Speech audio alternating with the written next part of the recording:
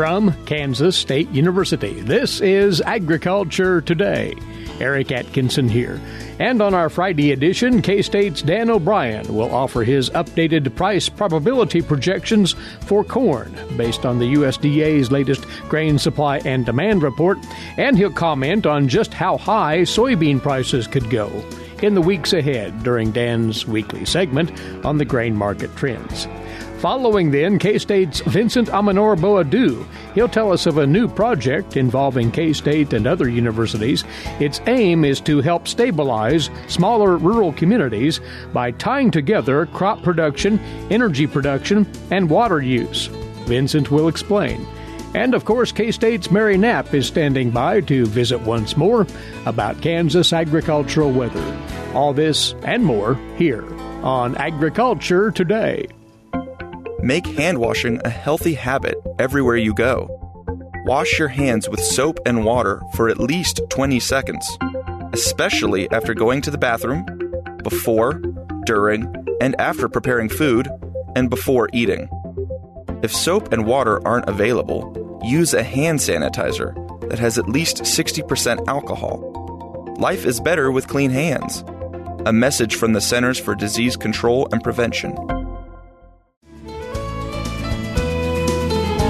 This is the K-State Radio Network and Agriculture Today. The grain markets had plenty to get excited about this week on the heels of that USDA World Grain Supply and Demand Report out Tuesday. Of course, we'll pick up on that now as we visit about the grain trades with Dan O'Brien, grain market economist, K-State Research and Extension. So the boost in the markets from the USDA WASDE report, Dan, really set the table for a good run in these markets, it seems. When you look at the corn market, it had gotten up to 420 about a week or so ago. It dropped down to, below 4, down to 390 or so. That report came out. We jumped up to 430, and now on yesterday's close, we're trading at about 408. So when the corn number came out, and with the combination of production being down from the October report, about 215 million bushels, again, now we're projecting basically 14.5. Add that in with the USDA moving aggressively higher by, I think, 325 million bushels on their export number. And you ended up with the ending stocks projected by the USDA down to 1.7 billion bushels. Stocks to use down to 11.5. Now, stocks to use down to 10 or below, then you're starting to talk about $4.50 to $5 corn or something. So it's down to a moderate area. Now, that the issue that's still out there is that those exports have to actually ship. There's been a lot of buying of grain to be shipped, and with the kind of promissory idea that it is going to eventually go, but been notably slow on actual shipments and aggressive on buying. And, given the political nature of the grain markets, especially to the degree that China is involved, there's still a bit of uncertainty. All that said, still, the USDA proactively raised their price projection. It had been $3.60. They raised it up to $4 a bushel. And now you have lead contract D's corn trading at $4.08. Mm-hmm. And, there have been a lot of times over the last 3 or 4 years, Eric, and we were wondering, how far we'd have to go to get to $4. Well, now we're trading at that. Cash price projected to be that. And it was noteworthy to me that there was almost no change whatsoever in the grain sorghum numbers. Right. So we jumped up on the corn exports, 325 million bushels. That's the jump to total now 2.65. And grain sorghum number stayed at a very high, but still unchanged, 260 million bushels. And we're still aggressively bought ahead for grain sorghum. Again, latest numbers through the week of the 29th of October, just about 50% of sales for the USDA's projection made, and we're about 17-18% of the way through the market year. So very aggressive, but just like corn, behind pace to actually attain that yet. So we're betting on the future to get shipments for corn and sorghum going. So that's, if there's something to be a little bit wary of, it's that those purchases are out there, but the shipments haven't gone yet. That just brings a little bit of caution, I think, into people and might give them a little bit more impetus to take advantage of some of these prices to some degree, because we haven't started moving those bushels yet. So stop provoking. Before we move on to soybeans, let's stay with your corn price scenarios that you've worked up in addition to the USDA's figure of $4. And you've plugged in some different what-ifs here and come up with some possibilities where the market could slip a bit lower or it could climb a bit higher. Well, the thing I wonder on is that if the prices do jump up, then, the USDA made that change, raised the export numbers, didn't do much to adjust ethanol usage, wet corn milling usage, or feed and residual much. Now, the feed and residual number was scaled back, but as we have higher prices, typically all else being equal, you raise the price of corn up as an input to ethanol. Well, we're still going to produce ethanol, but you've affected the profitability a little bit. The same for wet corn milling. And they already showed some of that on the margin, for the residual for the other. So the projections that I've got basically are saying that I think it's about 40% chance that the USDA is right, about 40%, and have basically about 50% set of probabilities that these higher prices will probably mitigate a little bit the usage for corn. If you look at what we've got there, they're more along the lines of 365, 370, 380, basically where we were last month. So it's going to be a horse race between how much exports pull and how much the higher prices from exports, tend to slow down. Now, out there, I could be completely wrong. And they've got a scenario where basically add 200 million more bushels of corn exports. And then instead of this $4 scenario that the USDA has projected, then you're at $4.30 or something like that. Because you get stocks to use down to 10%. So basically 50% chance of $4 and $4 or $4.30, and about a 50% chance of 360, 365, 355 if we get rationing because of high prices. So I guess that makes me kind of a non-bold economist to say it could be on either hand. But I just want to tell folks that the higher prices are certainly a good thing, but they will tend to ration demand in these other categories a little bit. We want to be watchful of that. All of this is in Dan's weekly notes on the grain trades for reference, by the way, producers. Soybean ending stocks shows tightness in those supplies, and that's what's carrying the day in that sector. Well, yes, the ending stocks numbers were tight last month in October, down to 290 million bushels. And the USDA came out mainly with about 100 million bushels less production, and everything else pretty much the same. Took that 98 million bushel reduction, took it right off ending stocks. It's a little adjustment. So it went from 290 million bushels in October to a projection of 190 now in November. So now you're getting down to, that projection took us down to an estimate of 4.2% stocks to use. And I'm getting seasoned enough and not having coverage enough anymore to remember when we were down to 2.9% or 4.2% before. Those are times when we had beans in the teens, and now we've got 190 million bushel projected ending stocks figure, 4.2% stocks to use, and we have moved to 1040. So I'm not stating that, gosh, I think the USDA price is too low, but it's quite a deal there to consider how tight that number is and that we're only to 1040. So we're 1040 for the cash price. You look at the futures on yesterday's close, November. Of course, that one's just about closed out for the contract. The lead contract is January 1145. And then there's no carry. No positive carry in the soybean market complex from there on out. So front loaded altogether. And that makes sense. And that part of the big issue with soybeans is that China's been an aggressive buyer. Again, we're going 90, 95 million bushels a week. That's actually shipping. So just aggressiveness and the forward purchases there. Here we're sitting again about 17% of the way through the marketing year. And as of end of October, we were 81% forward bought. So aggressive buying, people, not just China, but a lot of China, people trying to get hold of supplies. And that'll hold up until South American supplies, whenever they come, start to be available. And then some of these positions can be backed out of. So to some degree, is that 81% forward bought that well, that extra, just about 1 billion bushels that's forward bought ahead, is that a surety?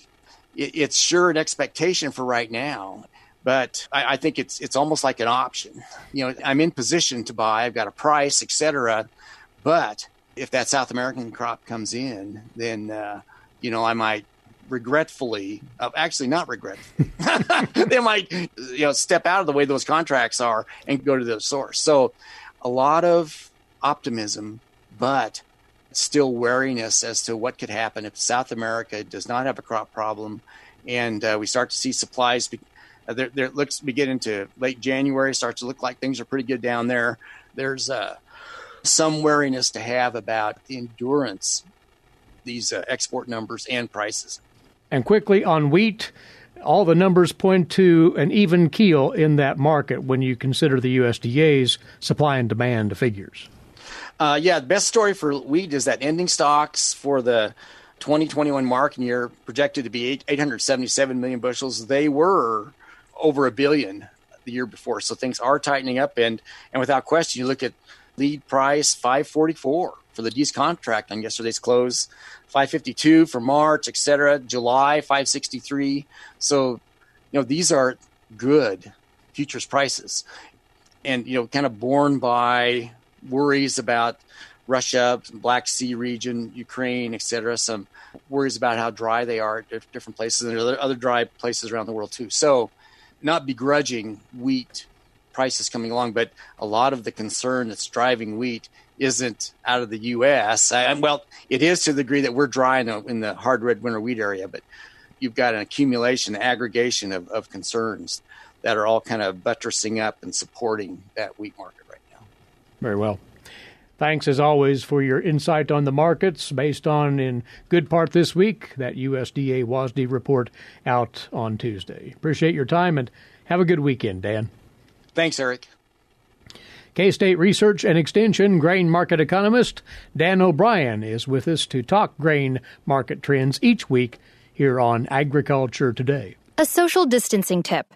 Putting distance between yourself and others is critical to slowing the spread of coronavirus. So here are ways to stay in contact without the physical contact part. Call, send a text, set up a video conference, post on social media, dedicate a song on the radio. If you have symptoms of fever, dry cough, and shortness of breath, call your healthcare provider before going to their office. For more info, visit coronavirus.gov. Let's all do our part, because we're all #AloneTogether. Brought to you by the Ad Council. Agriculture Today continues now.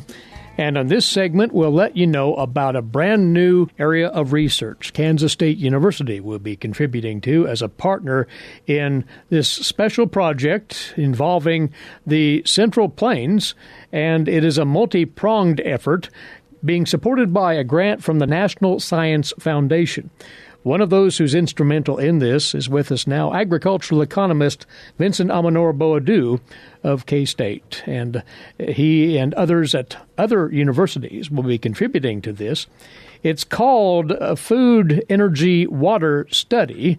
We'll let you take it from there. What's the orientation of this? And then we'll get into the particulars of it, Vincent. The driver for this study is what is happening in our rural communities over the last decades, maybe. We see population going down and economic activity going down as a result. And as economic activities go down, the population goes down further.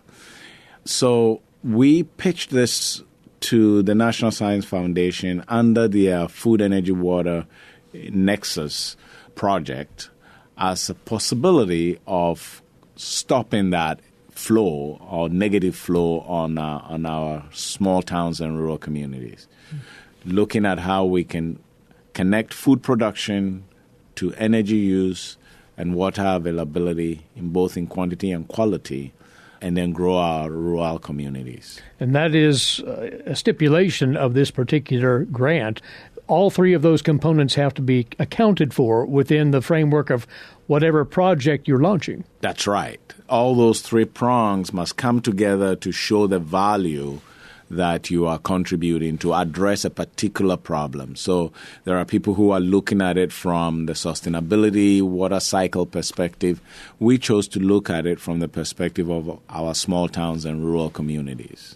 We should point out before we get into the specifics here, you are partnering with colleagues far-flung and from multiple disciplines at 3 other universities? That's right. So there are 4 universities all involved in this, and gosh, how many disciplines? Many. So we have at K-State, agricultural economists, electrical engineers, we have business scholars, we have ag education people involved in it from K-State. At KU, they have water engineers and hydrologists. We have political scientists. We have sociologists.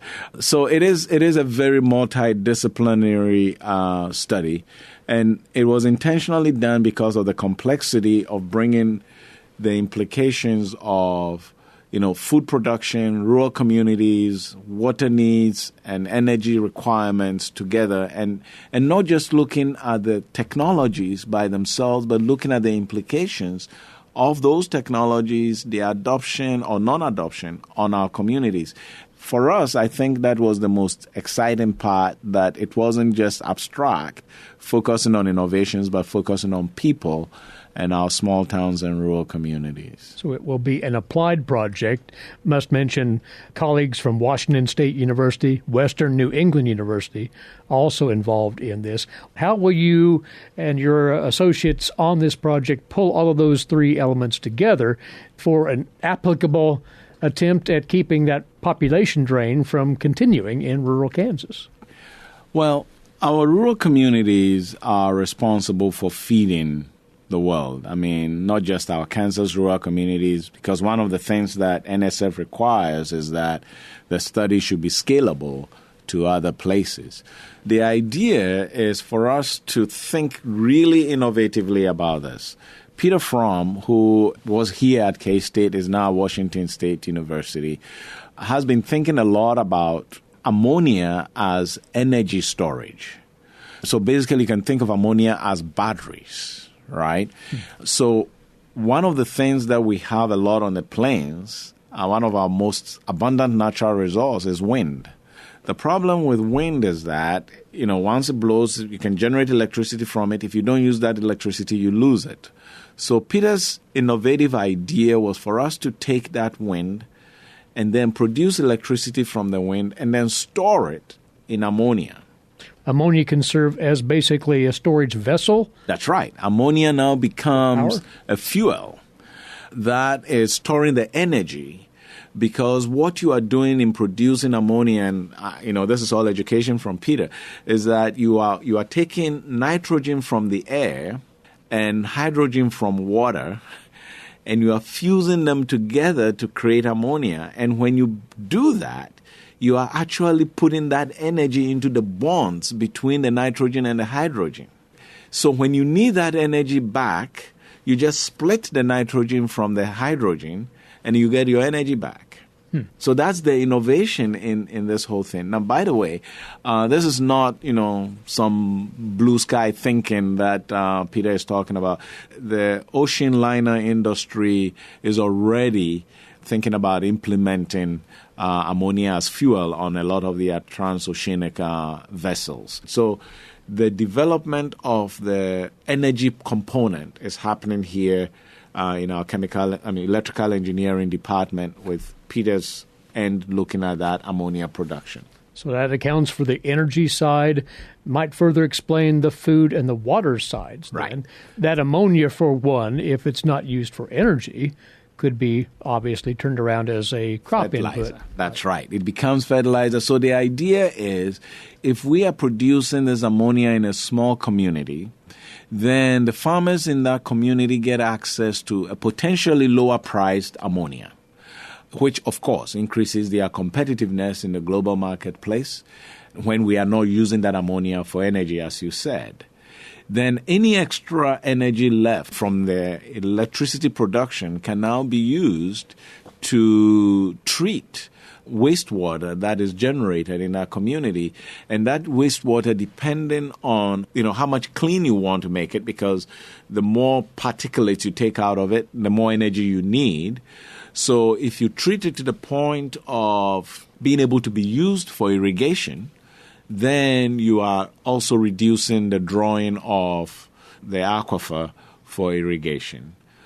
There are more than a few moving parts to this. That's right. Vincent, if it's seen to its ultimate conclusion, this could be a closed-loop system serving all three purposes. That's right. And so what we are doing, because you have all these scientists looking at all the, the science of doing this, what we are doing in the Department of Agricultural Economics is actually building a decision support system for the decision makers in our communities, because if this is going to fly, it has to make sense to them economically. So we can prove the technical feasibility of the project. Now, the big part is, will it be economically feasible in what community? So even though we want to scale it, it's not going to be feasible in all communities, because it depends on, if you're a livestock community, it might be because now we are not producing ammonia per se, but we have cheap energy to now do more water treatment from, manure, and that closed in the water use on that particular feedlot, where you are cleaning your water and recycling it in a way that you don't have to draw more water, reduces cost, makes you competitive. Or if you're a crop farmer and, you're in a cropping community and we need to reduce water use from the aquifer, that becomes a potential opportunity. So what we are doing is we're building this decision support system that allows every community, every interested party to be able to dial their specific parameters into the model and to make a decision on whether or not it's profitable for them to invest or not invest in these technologies.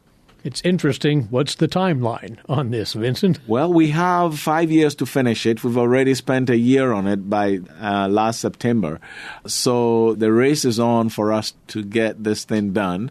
The good news is that a lot of the science is already complete. The rest is basically sort of calibrating things for specific regions that we might be looking at.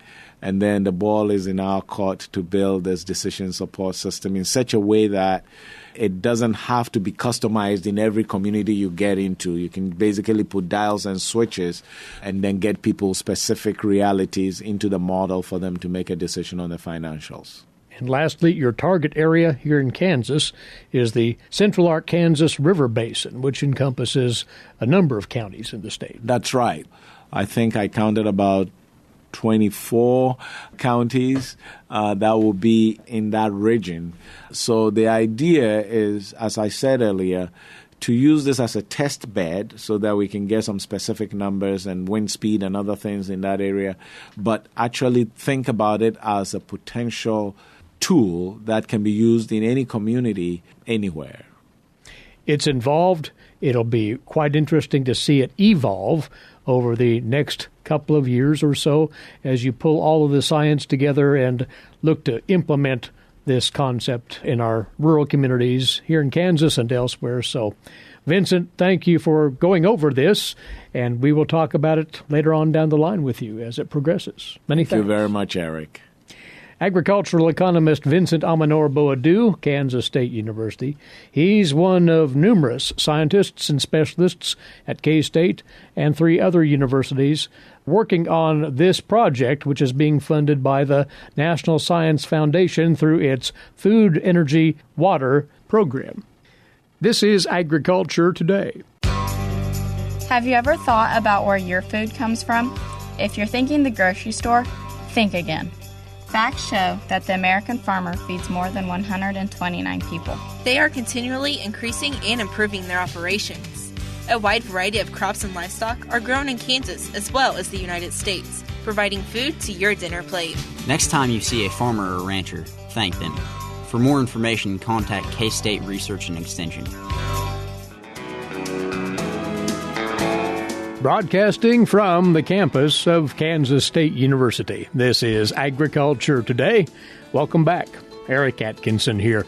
Now, today's agricultural news headlines for you, these courtesy in part of DTN.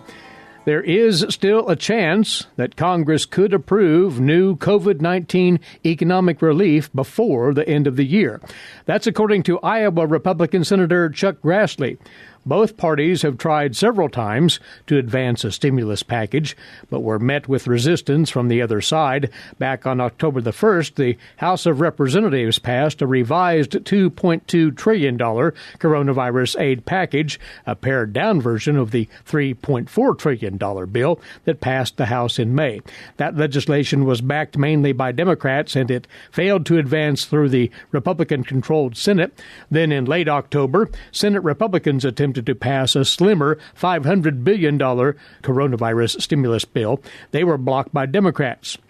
Now, Grassley said he thinks the latest stimulus package will be discussed and will include $20 billion in aid for agriculture, which Senate Republicans had proposed during negotiations in July. Senate Majority Leader Mitch McConnell has indicated he would like to move all appropriations bills through the Senate before December the 11th. Revisiting the waters of the United States, or WOTUS rule, is part of a Biden administration regulatory agenda. That's according to an analysis by the international law firm Hogan Lovells. The Obama administration had issued a revision to WOTUS back in 2015. That was the subject of extensive litigation. The Trump administration issued a repeal and revision of the Obama-era rule, which has also drawn litigation for removing groundwater, ephemeral and intermittent streams, and certain agricultural operations from federal oversight. The report says the Biden administration will likely repeal the Trump regulation, but may modify the 2015 approach to stave off litigation exposure or seek a bipartisan solution in Congress. The report goes on to say that any such effort would be closely monitored by agriculture. It'll no doubt fight the effort if it's viewed as trying to reinstate the Obama-era plan.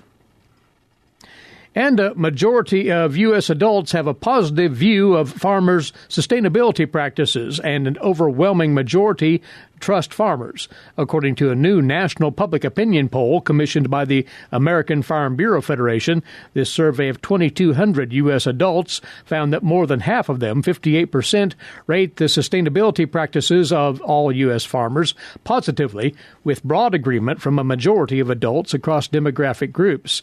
88% of all adults polled trust farmers. That was a 4% increase from the Federation's previous poll back in June. And food prices at grocery stores seem to be behaving counter to the expectations of some analysts. More on that from the USDA's Gary Crawford. While inflation in the general economy was zero in October, food was an exception. For example, food bought at grocery stores increased 0.2%. USDA economist Carolyn Chelius says, yes, that's a fairly small increase. However, it is a bit concerning that food at home did still increase this month. We were expecting to continue to see decreases. But prices seem to be going the other way with price hikes for many products. The largest ones were for pork, which is an increase in 0.9%, so almost 1%.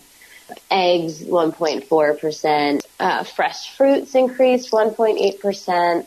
Fresh vegetables, 1.1%. Vegetables led by a 7% hike in lettuce prices last month, taking those prices 10.5% higher than October a year ago, reportedly caused by a heat wave this past summer, damaging crops in parts of California. Right now, USDA is looking for supermarket food prices for the year to average 2.5% to 3.5% higher, but will issue a new forecast November 23rd.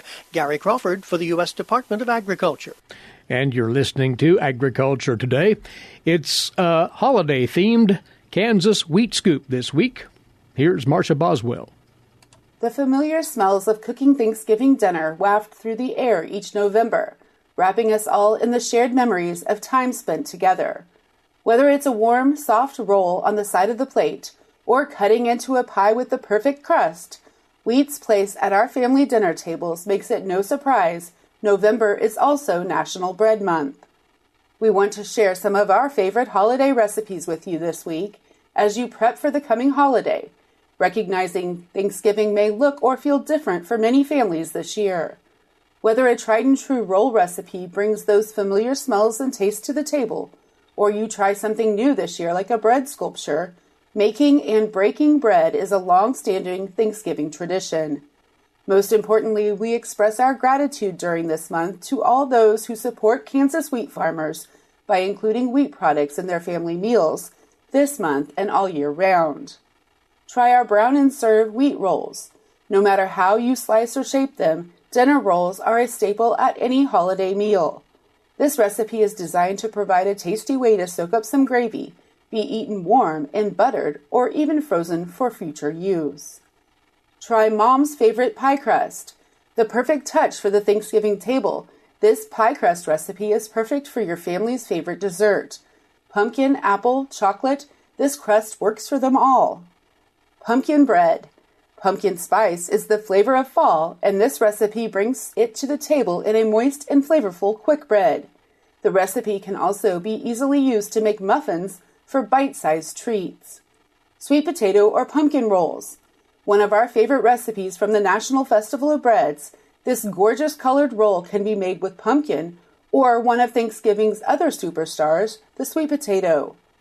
Try Tom Turkey bread centerpiece. Feeling more adventurous or have some extra time on your hands? Try out your bread shaping skills with step-by-step instructions on how to make this gorgeous turkey centerpiece that will live up to its Pinterest picture.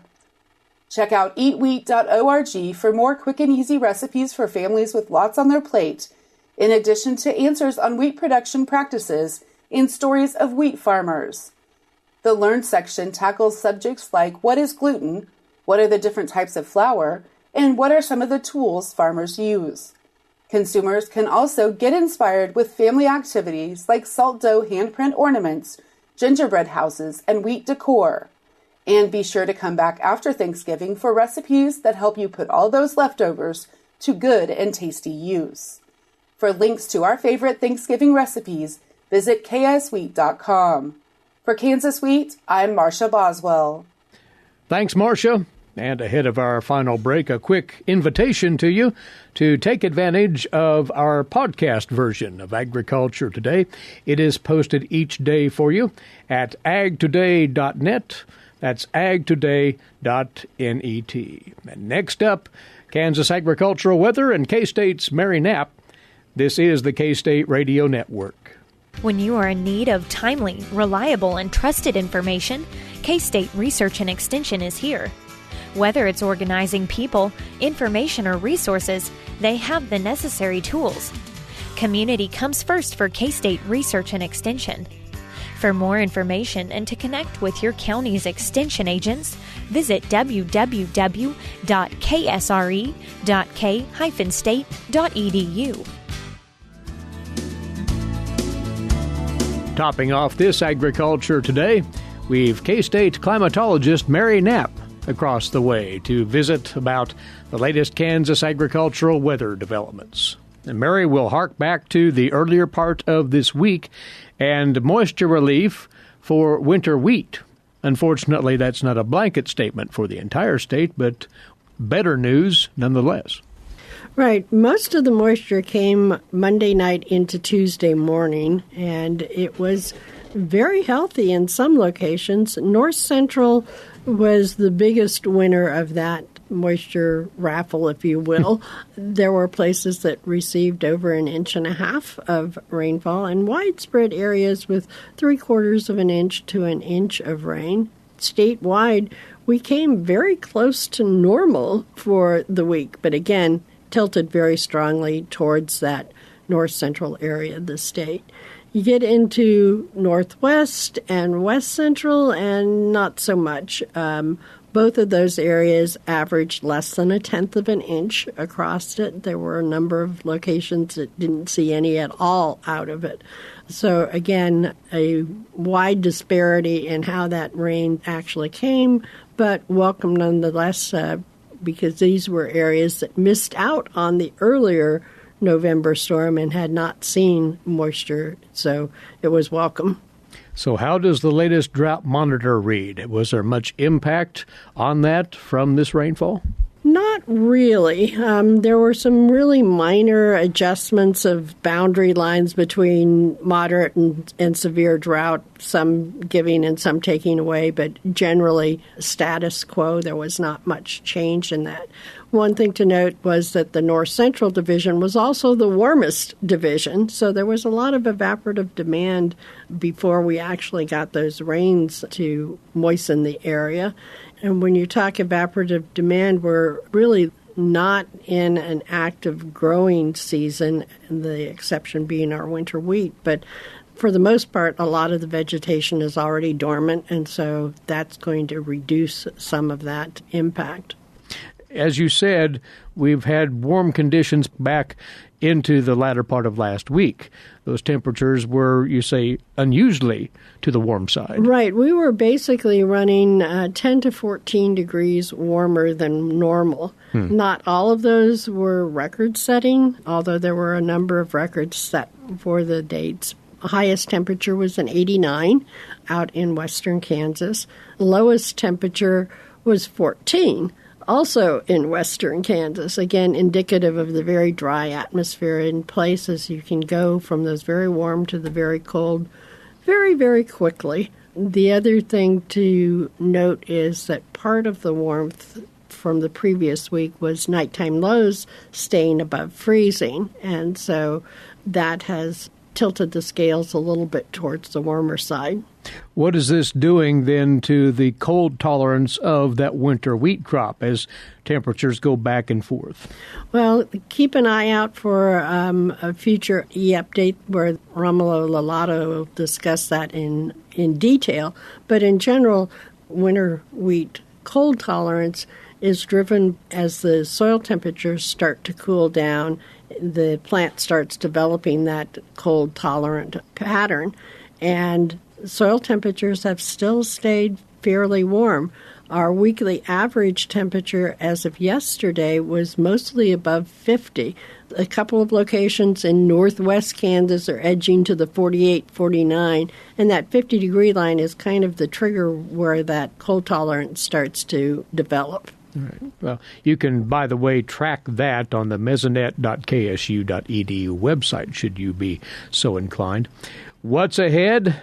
Warm and dry are the featured words there, Mary. Right. As we look at the next week, they are calling for warmer temperatures. The quantitative precip forecast, which we mention quite frequently, is calling for basically dry for all except extreme eastern and southeastern Kansas.